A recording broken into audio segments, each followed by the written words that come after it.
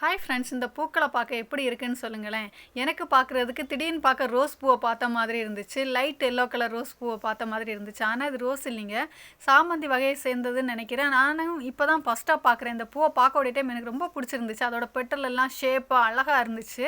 இது எப்படி இந்த பூ என் கையில் கிடச்சிச்சின்னா, கடையில் விளக்கு வைக்கிறதுக்கு வேண்டி என் வீட்டுக்காரர் வாங்கிட்டு வந்தது.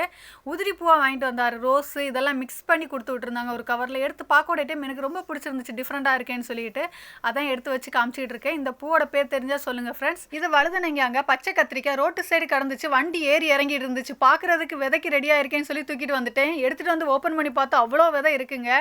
அதே மாதிரி இந்த டாலியா செடி நான் ஆன்லைனில் வாங்கினது கத்திரிப்பூ கலருங்க. ரொம்ப சந்தோஷமா இருக்கு, விரிய தொடங்கி இருக்கு.